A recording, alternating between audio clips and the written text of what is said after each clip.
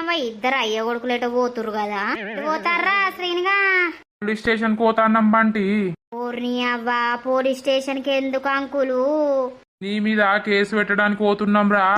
నువ్వు పింకీ లవ్ ను ఒప్పుకుంటలేవు కదా, అయితే ఆనంగా వాళ్ళత్తానన్నారు, ఈనంగా మమ్మల్ని రమ్మన్నారు, అందుకే పోతున్నాం. అరే శ్రీనిగా నీకు దండం పెడతా నిజం చెప్పురా జరా.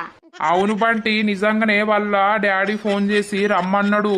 నువ్వు ఒప్పుకుంటలేవట కదా, ఇక పోలీస్ స్టేషన్లా కేసు పెడతానైనా ఇంటాడు అని అన్నాడు. అందుకే మమ్మల్ని కూడా రమ్మన్నాడు. శ్రీని ఎందుకు రమ్మన్నాడంటే శ్రీను అక్కడ ప్రూఫ్ అన్నట్టు.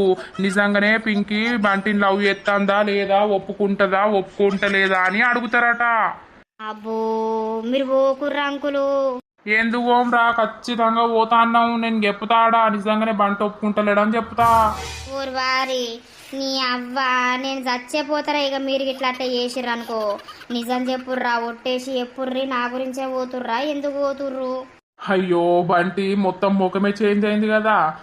ఏమి నీ గురించి కాదు గాని. ఏంద్రా శ్రీనిగా నువ్వు? మరి ఎప్పుడు నువ్వు మా మీదనే జోకులు ఎత్తావా రా, నీ మీద మేము వెయ్యొద్దా?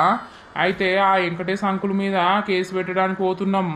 ఎందుకురా ఒప్పుకుంటలేడా ఇక? వాడు ఒప్పుకుంటలేడు. ఇక ఏదన్నా ఉంటే స్టేషన్లో చూసుకుందామని పోతున్నాం బంటి. దా నువ్వు కూడా పోదంతా. అబ్బో నేను రానంకులు, నా కళ్ళని చూస్తేనే భయం అవుతుంది. పోలీసు వాళ్ళను వాళ్ళ దగ్గర పిస్తోళ్ళు ఉంటాయి, ఆయనతో పుస్తకన వేల్చిర్రు అనుకో సచ్చే పీక్తాం. ఏ మనల్ని ఎందుకు వెళ్తారా, ఎప్పుడు పడితే అప్పుడు తీయరు కానీ పా పోదాం.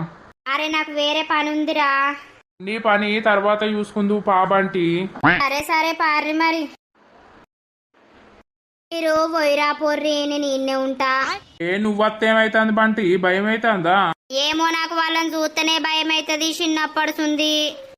ఏం కాదు రారా బంటి. అబ్బో నువ్వు మంచి ఎక్స్పీరియన్స్ లాగానే మాట్లాడుతున్నావు కదరు. చెప్పండి. అబ్బో వీడు దున్నకుతున్ననే ఉన్నాడు కదా. సార్ మేము ఒకరి మీద కంప్లైంట్ ఇవ్వడానికి వచ్చినాం. అవునా, ఎవరు వాళ్ళు, ఏమైంది, దేని గురించి? ఈయనే మా అబ్బాయి సారు. అయితే మా ఊర్లో ఈయన ఇంకొక ఆమె స్కూల్ డేస్ నుండి లవ్ చేసుకున్నారు. అయితే మా ఇంట్లో తెలిసింది, వాళ్ళ ఇంట్లో తెలిసింది. తెలిసినాక మాట్లాడుకున్నాం, ఒప్పుకున్నాం. వీళ్ళు బీటెక్ అయిపోయినాక మ్యారేజ్ చేద్దామని మాట్లాడుకున్నాం.